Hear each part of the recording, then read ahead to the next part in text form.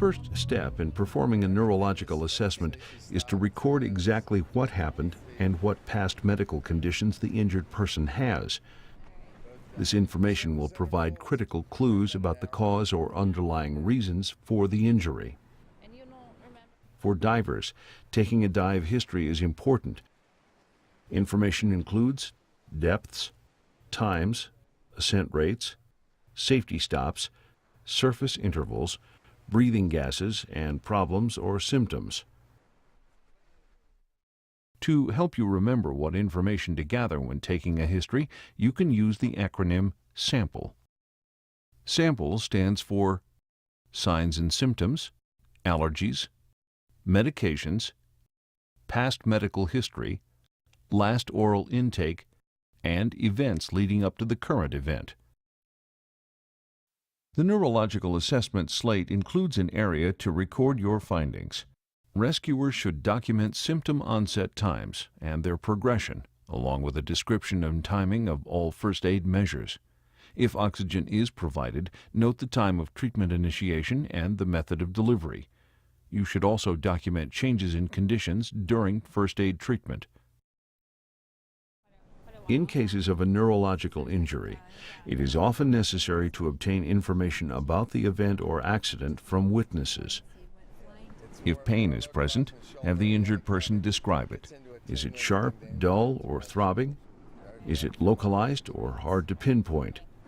Does the sensation of pain change when the person moves the affected limb? The injured person should also attempt to rate the pain on a scale of 0 to 10, with 10 being the worst pain imaginable. I'd say like 4. A 4, okay. Yeah. Remember, denial or a downplaying of symptoms is common. The simple act of volunteering that there may be a problem should cause you to ask more questions. Just because the injured person does not volunteer symptoms does not mean that none exist.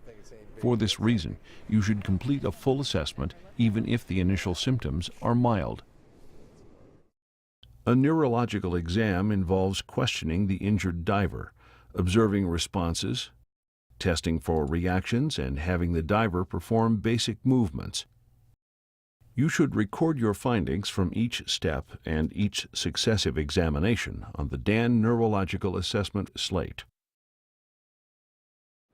A typical neurological assessment should only take about 10 minutes.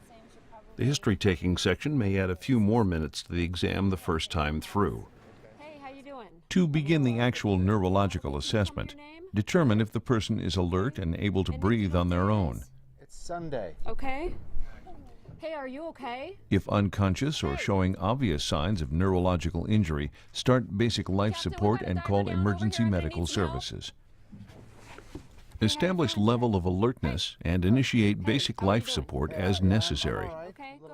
To assist with recording levels of responsiveness, use the acronym AVPU for alert, verbal, painful, or unresponsive. People who are unconscious or have suffered a severe stroke may require you to shout or perform a sternal rub in an effort to solicit a response. Anyone who is unresponsive or requires painful stimuli to respond should prompt activation of emergency medical services. To begin the physical examination, for the responsive patient, assess if there is any respiratory distress. If the person is able to speak normally without additional breaths, there is no distress. And, it's just kind of a typical day. Went down about 100. Yeah. However, if he is winded and having trouble catching his breath, this is just as important to note as the respiration rate. Having a little trouble breathing. Seems like it's getting worse. Begin your mental function assessment by simply talking to the person. Form an opinion of the person's mental status based on the responses to these questions. This portion of the examination is likely the most important, so don't gloss over these questions in a rush to start a physical examination. You might feel kind of weird. Ask the injured person if he knows who he is and who you are. Ask him what time it is and what day it is. Ask the date and year. Ask the person where he is and why he is there. Today These questions help you to understand if he is oriented to person, place, time, and event. The ability to satisfy these 4 questions is referred to as being alert and oriented times 4. Your next step assesses the person's use of speech and language. Consider the person's age and education level when making these judgments. You'll need to determine if he can follow directions. Ask the person to close his eyes and stick out his tongue. That's it. Good. To test the injured person's ability to express himself, have him say a simple phrase like red, white, and blue, Red, white, and blue. or no ifs, ands, or buts. No ifs, ands, or buts. Good. That's right. Have the person name 3 objects, such as pen, watch, and shoe. Test abstract reasoning ability by asking him to describe relationships between objects such as cat and mouse, father and son, water and dirt, student and teacher, or classroom and school. Such questions address the person's ability to connect ideas. Examples might include answers like water and dirt make mud, and schools have classrooms, and teachers educate students. Assess the injured person's ability to think and problem solve with numbers by asking him to count backwards from 100 by sevens. 93, 86, 79. An alternative is to ask him to repeat his phone number backwards. 9900 724 555. To test the person's short-term memory, ask him to name the 3 objects you asked him to identify earlier.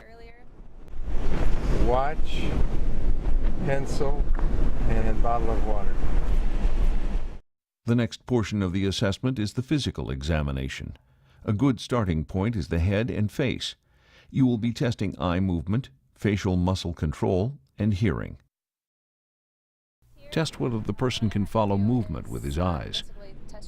Hold your finger about 18 inches, about 1/2 meter away, directly in front of the person, and ask him to hold his head still.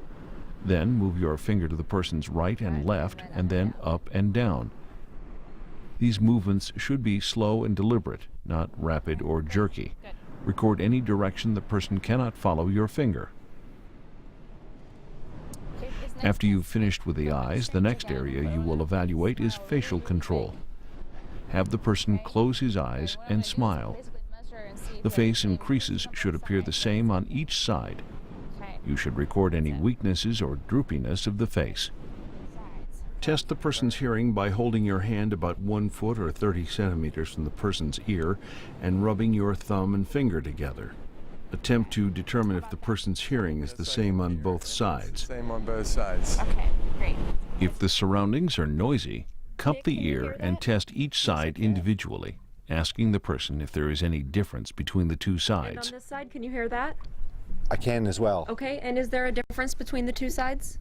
The next portion of the exam assesses motor function. This is the ability to control body movement and also includes an evaluation of strength and symmetry. You will be evaluating the person to see whether you consider his strength to be normal, whether weakness is present, or if there is paralysis. Record any new signs of weakness to the physician or EMS personnel. Test the muscle groups of the shoulders, biceps, triceps, finger spread, grip strength, hips, quadriceps, hamstrings, and feet. Check the shoulders by bringing the elbows up level with the shoulders, hands level with the arms. Instruct the person to resist while you push down and then pull up. Check each muscle group independently by providing resistance. Test the triceps by having the person attempt to push you away, and with the biceps while they attempt to pull you towards them. Supporting the arms at the elbow helps to prevent the use of muscle groups other than those you are trying to assess. Test the intrinsic muscles of the hand by providing resistance against the outer edges of the fingers while instructing the person to keep the fingers apart. Test grip strength by having her grip 2 of your fingers in each hand and squeeze as tightly as she can. Test hip strength by placing your hand on the front of the leg just above the knee and ask the person to draw the knee towards the body. Then put your hand underneath the knee and ask the person to lower their leg against your resistance. Test the person's quadriceps and hamstring by fixing the knee with one hand and providing resistance to the lower leg with the person attempting to straighten and then bend the knee. To test the person's foot strength, have her flex her foot at the ankle, both up and down, against your resistance.